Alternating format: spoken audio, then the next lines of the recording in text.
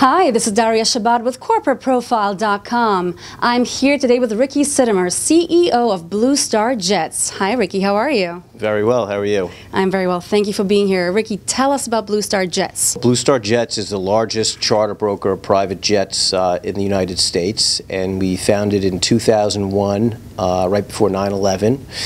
And the reason we found it was because we used to own a brokerage firm, stock brokerage firm, and when NASDAQ came down, we decided that we wanted to start a new business. We wanted a feel-good product, something that really made a lot of sense and was a big-ticket item, and we came up with private jets. How did you choose the name?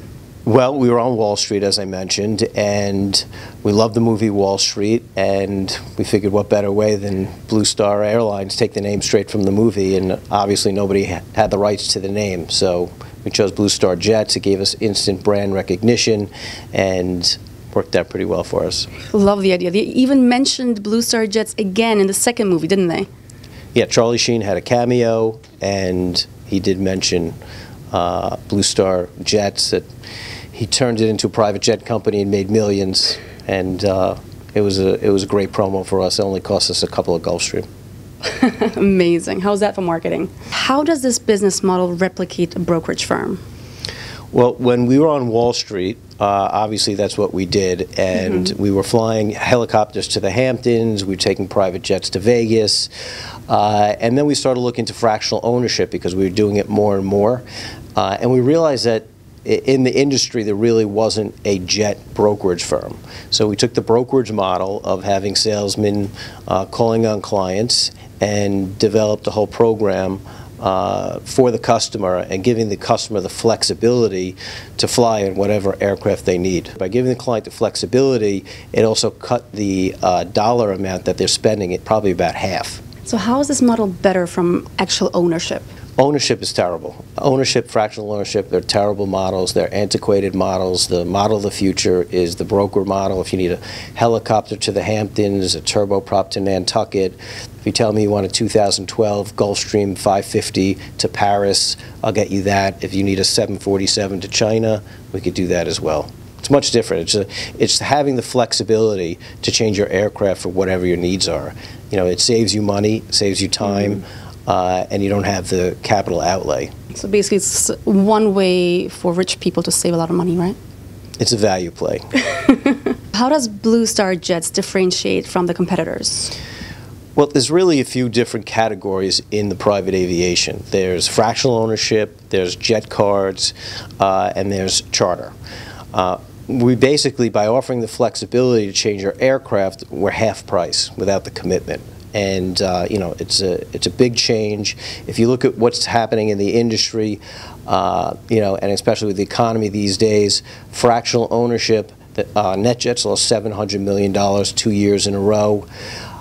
They were sustained by Warren Buffett. Fractional ownership is dying, and really the future of aviation is having the flexibility to fly on what you need when you want it. So have you felt the effects of the current economic times at all? Well, we did. In 2008, when the big three flew to Detroit on their own jets, you know, we really felt it and took a hit on it. But what's happened to our benefit is two things.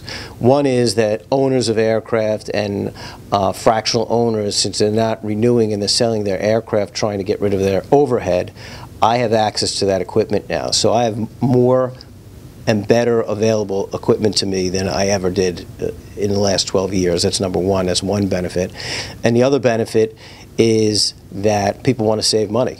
And you know, they're getting rid of their overhead, as I said. They're selling their fractions, they're selling their jets, and they're coming to us. So in terms of what's been happening since 2008 and 2009, our business is up tremendously. So what kind of clients do you cater to? We cater to them all. We have a lot of hedge funds, a lot of CEOs and owners of small businesses. We'll do a group of brokers to Vegas for the weekend.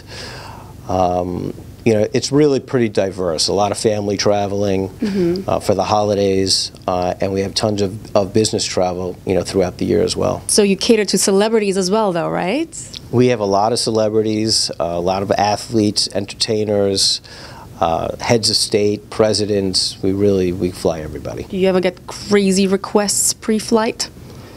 we get a lot of crazy requests. I mean, we've had butlers come on board and measure the size of the ice cubes. We've had, luxury is very personal, so it could be whatever you want. It could be filet mignon and lobster tails, or it could be White Castles and bourbon. It depends on who the customer is. So we've had just a lot of tremendous different requests. We've moved art, we've moved organs, we really do everything, whatever they request. I mean, if they want food from Nobu, we'll go to Nobu and get the food. They want something special on board, flowers for the wife, Superman for the kids, whatever it is, we'll provide it. Ah, the good life. So Ricky, what are the future plans for Blue Star Jets? Well, right now, Blue Star Jets is the largest broker in the United States. We want to open up offices all over the world and become probably the largest broker internationally.